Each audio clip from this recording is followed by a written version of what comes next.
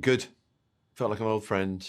I did it. It feels good to don the cloak of levitation, becoming master of the mystic arts again. And I did it once before in Spider-Man: No Way Home before this movie, so it felt kind of very familiar. Although, it's everything's evolved, including the costume in this one a little bit. Doctor Strange brings his own epic level of storytelling visually to the MCU by the nature of being a sorcerer, let alone when he's a gateway character to the MCU's next phase through the multiverse. So it's a very potent combination. And I think it's interesting to see someone as confident and as all-knowing and sometimes all-powerful as he seemed to be not only unfounded by mistakes in Spider-Man: No Way Home, but also in this one becoming the pupil again in many ways, and evolving from that experience to being a different Doctor Strange. It reveals things about himself. It reveals other versions of himself. And all of this feeds into a really already rich, complex, humorous, arrogant, funny, anarchic, chaotic, humanly frail superhero. And it spices things up and takes him in directions and stress tests him in a really positive way.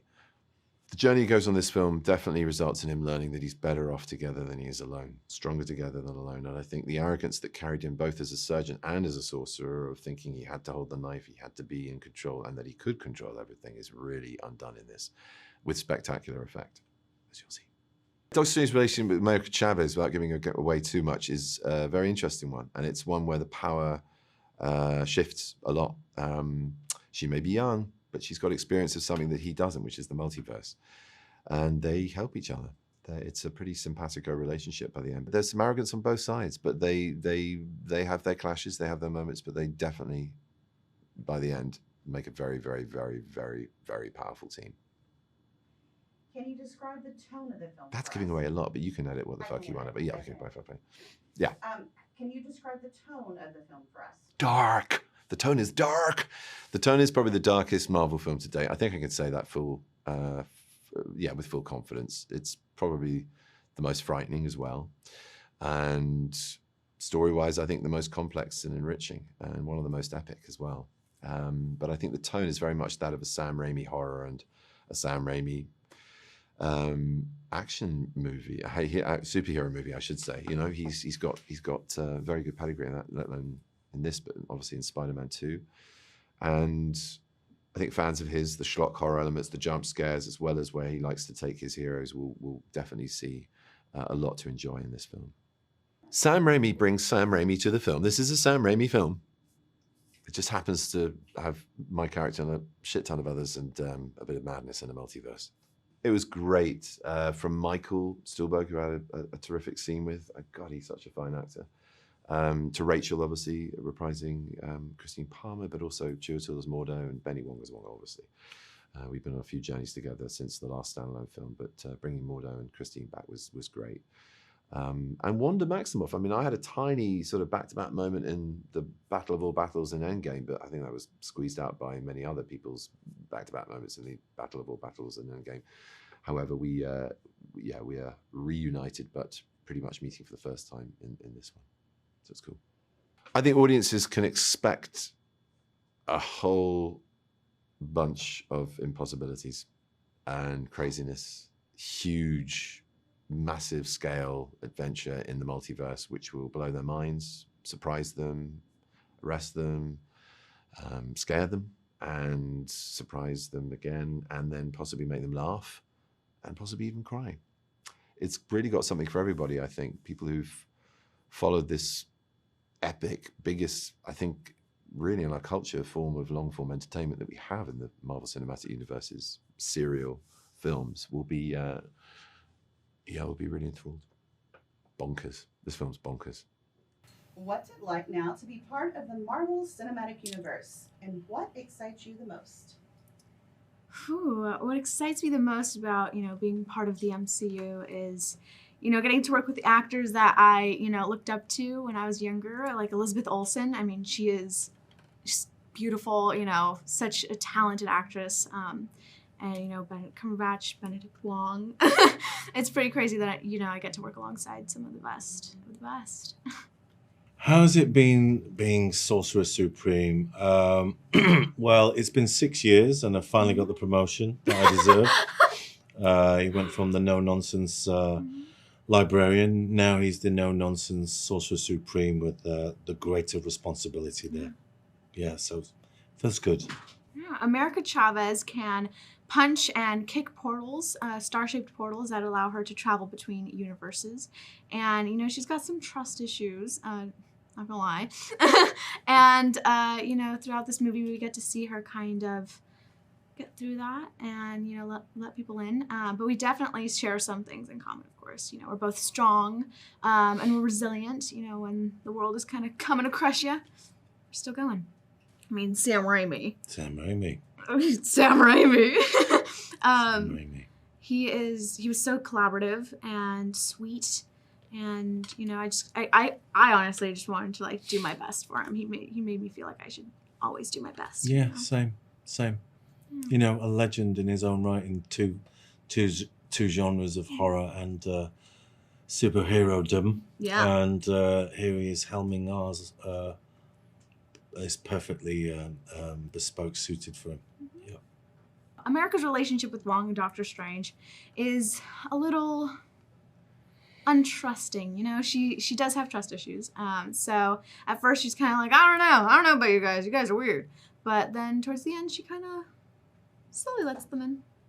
How does Wong feel when America comes barging into their world? Obviously, you know, we are baffled and puzzled by how someone can travel through and into another universe. So, and the power that she has, and possibly how we must protect her. You know, so very cautious.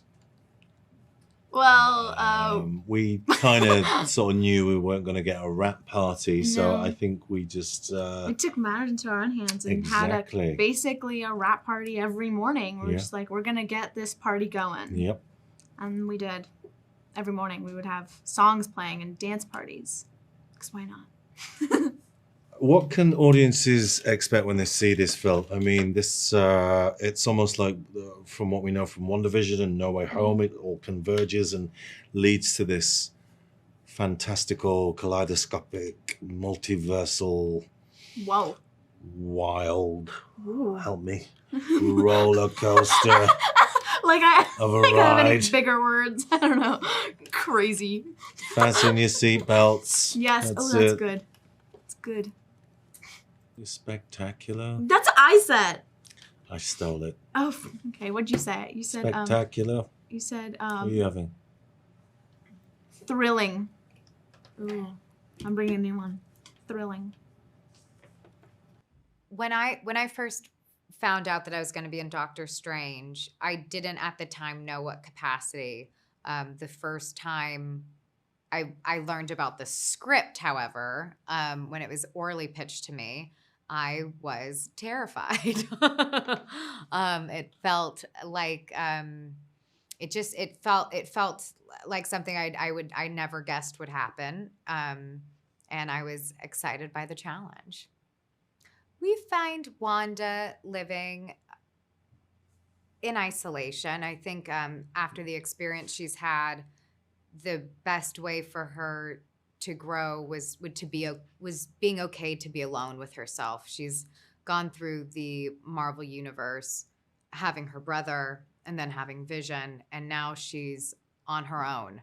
And to find that strength within herself is where we find her. And that happens to be a beautiful cabin with some land that she takes care of. I've been so lucky to have such incredible arcs within my journey in the MCU. It started with someone who is angsty and angry but had a very clear perspective, who really thought she knew what she believed, and it was turned upside down. And she keeps going with it. She keeps getting knocked down, and then she has so much loss, and then she grows from it, and she tries to continue, even though that's very difficult. I've been surprised well I've been utilized so far up until WandaVision. I took up a lane. Paul and I always talk about how we took up a lane of sincerity, love, sadness, grief, and then with WandaVision, it became this whole other three-dimensional experience with the character that I never foresaw, and I feel very grateful that I'm continuing this journey. I was really excited to get to work with Benedict. I'd never worked with him before. We had met a few times, but I'm such a fan of his work, and I was very excited to be on the inside of his process and to problem solve with him, to enjoy the struggles, enjoy the fun. It was also nice having someone who also uses their hands for power, so I wasn't the only one making it all up in my head. There was no punching. It was all just magic. And he and I both take that part of our job very seriously. And we really care about our movements and our choreography and what it means and what it looks like and how specific we want to be. And so it was nice to have that in another actor. Having Sam Raimi direct this film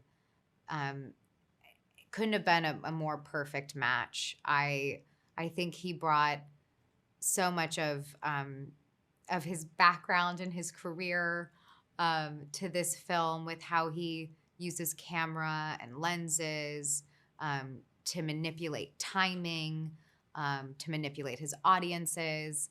But he also, contrary to how disturbing some of his films are, not all, but some, he is so kind and sweet and open-minded and generous with ideas, generous with collaborating, and truly just a sweet, good person. And I really enjoyed getting to work with him, getting to know him, getting to pick his brain about lenses. I feel like I did get to learn a lot from him, and I really enjoyed it. Yes, Wanda flies a lot. I fly more in this than I ever have. And luckily, I have had a lot of experience flying. I've had a lot of experience on lots of different types of rigs. There were a few rigs that I'd never experienced before on this film. And I have to say, I do enjoy it. I don't like roller coasters. I don't like adrenaline rushes, but I feel very safe on these sets with our amazing stunt teams and rigging crews, and I really feel like I am more safe than I could ever be at Six Flags. And so I do enjoy flying, and I do get a thrill from it. And it's something that we've progressed, and there are ways we use her flying that we haven't seen before. And that was also interesting for me, the practicality, which I can't wait for people to see in the behind the scenes clips. I think opening up the multiverse is going to create bottomless stories and storytelling. Not just for the characters themselves being able to become different versions with different circumstances of themselves, but also with story. I feel like it's an amazing opportunity, and I have no idea where it's going to go, but I hope I'm a part of it in some way. I mean, I don't know what audiences are going to expect because I haven't seen the film, but what I hope audiences can expect is a new journey that opens up many more opportunities for the characters you love and for new characters. And I hope there's a thrill to it.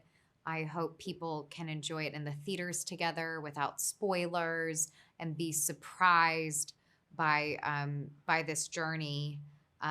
These characters go to new places that we haven't seen. And I just don't want that to be spoiled for anyone. Chaos. If I could describe the film in one word, it would be chaos. All right, thank you.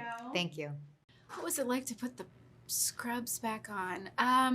I love the scrubs. They're very comfortable.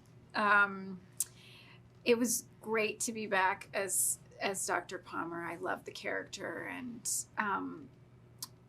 was interested to see how it could develop further and how her relationship with Doctor Strange could develop further. I myself was curious about where they wind up.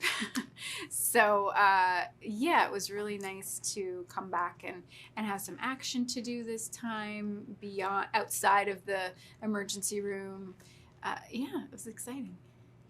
Oh, being back with Benedict was so great.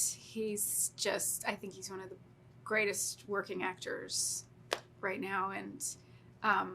And he's so fun, and this character is so delightful. I love the Doctor Strange he created. So it was just, more of the same wonderful stuff. And, he's just so dialed in and yet so playful, and it's the best of everything with him. We do see my character moving on with her life. Yes, she has thrown in the towel with Doctor Strange a little bit. It was time. No, I think at a certain point, I think she would do anything for him, but she also couldn't be a doormat and wanted a team player, wanted to know she was part of a partnership rather than, an afterthought some days. Well, I had to figure out what made her different, and sort of make her different enough that it was unsettling, unnerving, that you think maybe you are with the old Christine, you are with the other Christine, the emergency room Dr. Christine, and then you realize you really, really aren't. So it was kind of walking that fine line of keeping her recognizable, but making sure there was like a chilling difference between them, and that her experience in life is very different from the other Christines, and her outlook on Doctor Strange is very different. Xochitl is so playful and committed and sort of has this freshness that she's bringing to the universe, and she's such a powerful character. Her superpowers sort of eclipse most others, if that's even possible, but somehow it is. So, and she just played it beautifully, and it was a pleasure to work alongside her, and her joie de vivre is infectious. She's always having so much fun on the set and doing TikTok videos, and Benedict tried his best to learn the same dances. She's such a good dancer.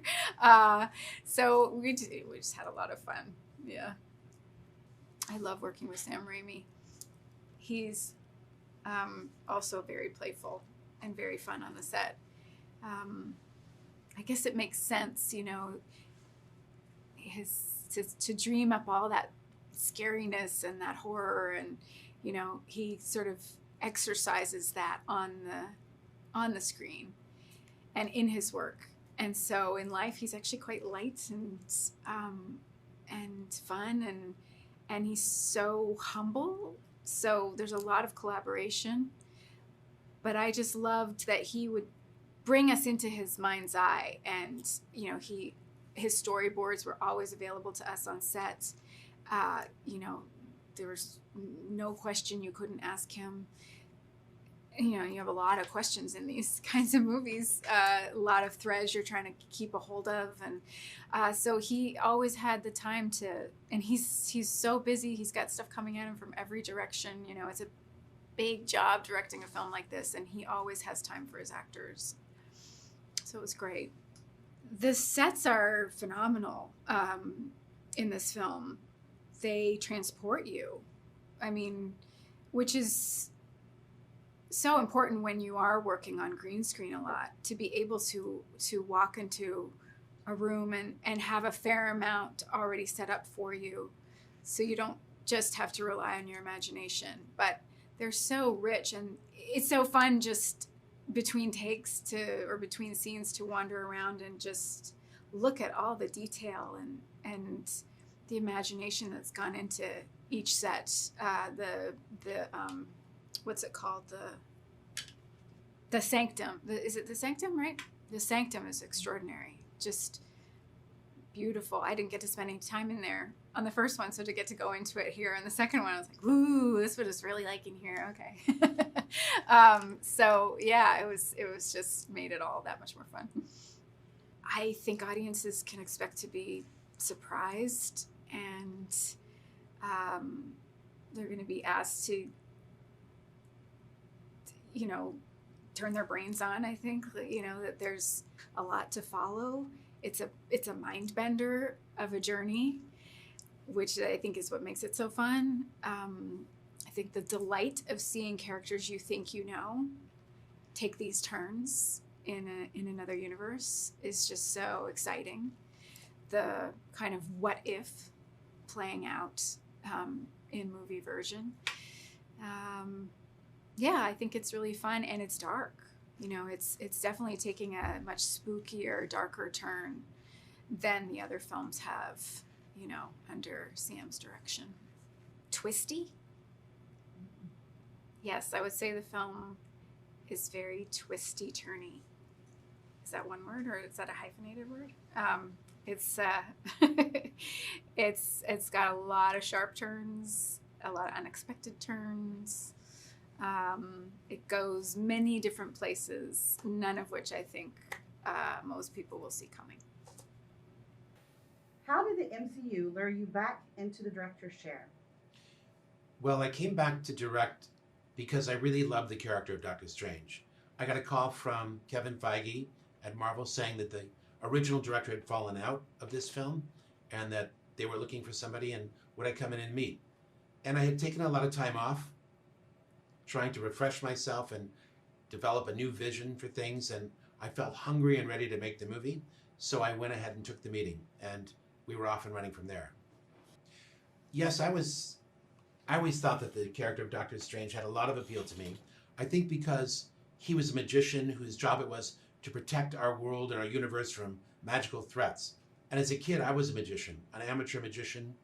I would perform for kids' parties and weddings. So I thought it was really cool that there was a superhero that was a magician, and I was naturally attracted to him. When I met with Marvel and our writer, Michael Waldron, my main goal was to be true to the previous Marvel movies that have come before, to understand where those characters were and what the next step in their growth would be. And that's really what I used to guide the working on the screenplay for this particular picture. I wanted it to please the fans, and I thought that was the best way to do that. The multiverse is a universe just like our own, but an infinite number of them that exist just in a atomically thin line. They exist simultaneously to our own, invisible, but they're there nevertheless. Well, in describing the multiverse filmically, there was a tremendous amount of art direction and design that had to go into it. What would differentiate our universe from the next, and the next, and the next? And we decided that each universe would have to have its own look and feel. Where would it come from? What would the buildings look like? It started with determining what the society was like. Was it an orderly society? If so, perhaps the buildings would be flatter, less expansive, less dramatic, more orderly. Same with the colors. Maybe that color palette would be toned down in accordance with this orderly world. So we made a lot of decisions in the art department, production design, wardrobe, and photography, the choice of lenses and colors that we would use, what light would be filtered how. And we defined through all these different tools of filmmaking the different looks of the different universes. Most of it was practical builds with props and wardrobe, but the extensions had to be done digitally. Universe building is a much larger job than just world building. We had to make sure the audience understood everything about that place was similar to our own, but slightly different. So it was always about variations on a theme versus just outright construction of a new place. Yes, the actors came to Multiverse of Madness already having created their characters. Benedict Cumberbatch had created Doctor Strange in both his original Doctor Strange movie and in 6 subsequent Marvel movies. Same with Wanda. She had been in a number of Avengers movies and also we are following her series, WandaVision. So the actors really knew their characters inside and out. And that was a different job for me as director, because now I didn't have to create them from scratch. I had to do a different job, which was presenting these characters with their altered selves. Because when you go into the multiverse, what you're actually doing is looking into a mirror, seeing either just a backwards version of yourself or a funhouse mirror version of yourself. The fact that these actors knew their characters so well enabled me to do that. They knew that by tweaking just the slightest aspect of their personality would be enough to create an interesting dynamic with their alter self. My experience working with the Marvel filmmakers and crew is fantastic. This is a company that really cares about its characters and the experience of the fan. That's number one. Other companies answer to shareholders. Marvel answers to the fan. That means they put story and integrity of characterization first, and it's a place that any director would want to work. I hope that when the audience goes to see Multiverse of Madness, they really feel as though they've left our universe behind and have taken a wild ride through these other parallel multiverses. I want them to see things they've never seen before, hear things they've never heard, and have a really unique big screen movie experience. If I had to describe the movie in one word, I would say possibilities. I think after writing Loki and now working on Doctor Strange, the Multiverse of Madness, I've realized what I love about these projects is their gigantic scope. It's big, great blockbuster science fiction, which I have a background in from working on Rick and Morty, and I have a little bit of a shorthand in. But like Stan Lee's great original Marvel comics, ultimately they're stories about the humanity of these superheroes and supervillains. And so I find that I really get to tell dramatic stories against the backdrop of some crazy, fun stuff. And so I guess I hope that's what's made me a good fit.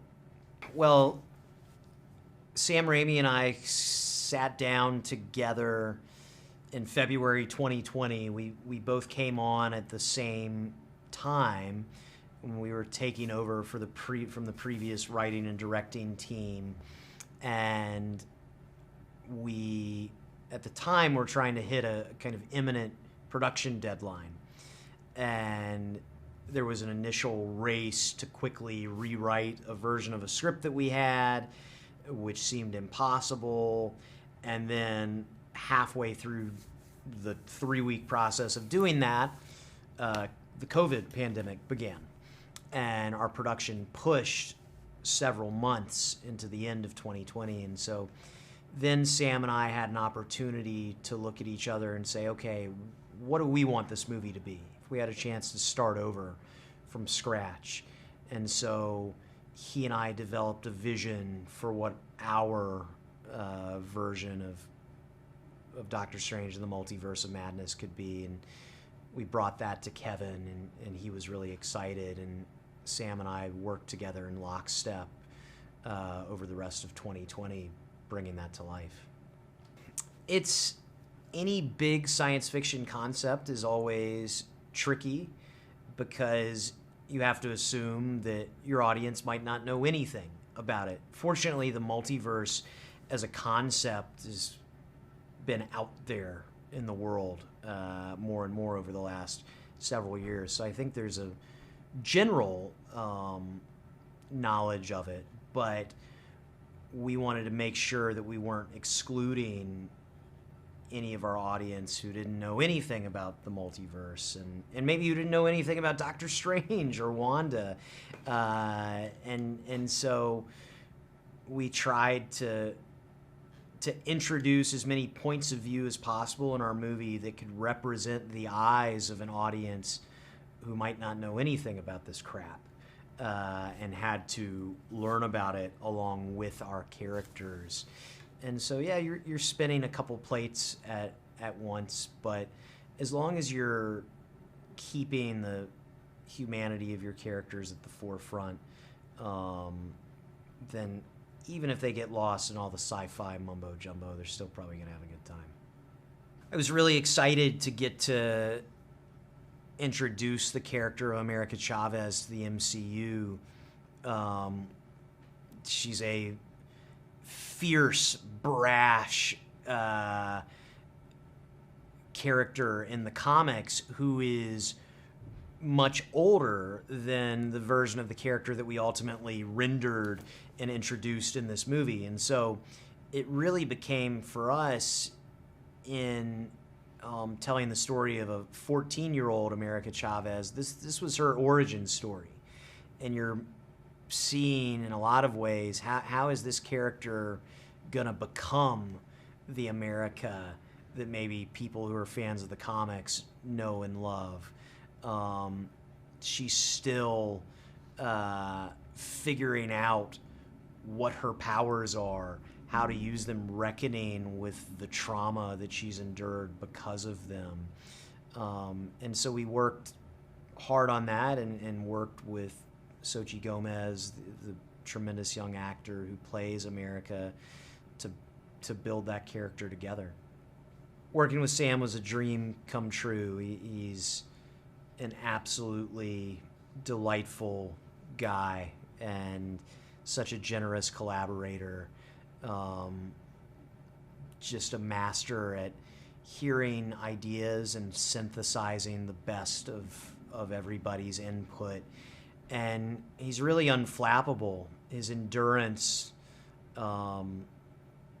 is inspiring, and when things were tough, you could always look to Sam, who would smile and crack a joke and make you feel like everything was going to be okay, and that's what you want out of your leader, and he was a real example in that way, and so it was, working with Sam was a highlight of my career. I love the MCU movies because I think that they're wonderful blends of drama, first and foremost, but humor and heart against the backdrop of great sci-fi action. And I think that's why they have such broad appeal. And so when you're coming in to write an MCU film, you want to make sure that you're doing justice to that. And so part of it is, you know what the tone of an MCU movie is when you write it, and you know that in a lot of ways you're kind of writing an action comedy with a lot of heart. In this movie, we were going to be introducing some real horror elements for the first time to the MCU, and really trying to make what was in a lot of ways a suspense thriller. And that was exciting to me, and I think that the best horror movies, the best thrillers, are those scary moments are broken up by great moments, great laughs, great moments of levity that then you got the rug pulled out from under you, and suddenly you're scared again. It's just a fun way to keep the audience off balance. When you're telling a story that features alternate versions of many well-known characters, it's important to not just do the kids show cartoon version of the multiverse, which is to say, if I meet a variant of myself from another universe, they're just the opposite of me. Everything they do is the opposite. Their life is the opposite. In building the alternate universes that we visit in this movie, I realized that for them to feel authentic, they really had to be lived in real places with their own histories and their own populations of characters, their own essential MCUs that have been going on that we just haven't seen. And that extended to the characters as well. These are, they're not caricatures. They're real alternate versions of our characters who have real lives. and our characters are colliding with them in the middle of those lives, much the way that you saw Tobey's Spider-Man and Andrew's Spider-Man collide with Tom Holland's Spider-Man in No Way Home. And so it's just about investing in the multiverse and in variance as a real human concept and taking it really seriously. I think when audiences see this film, they're going to see a thrilling continuation of the story of Stephen Strange that explores the cost of all the decisions he's made in his time as a sorcerer, and that also continues the journey of Wanda Maximoff as she reckons with her new power as the Scarlet Witch. And you know, the two of them, along with a bunch of other great characters, some old, some new, going on a really fun multiversal adventure. If I could describe this film in one word, I think the word I would describe would be a ride. That was my approach as I was writing it while locked down in 2020 with my head spinning. I just thought about movies like Jurassic Park and like Aliens and like Terminator 2 that just felt like movies where you sat down, the harness came over you, and you were off. And so I think that's what we did. I hope it is, and I hope that's how it feels for the audience. Great, thank you. Thanks. That's what I got, you guys. Thanks. Thanks for watching. Make sure to like and comment on the video if you enjoyed it. Subscribe to the channel and hit the notification bell to be notified when new videos are released.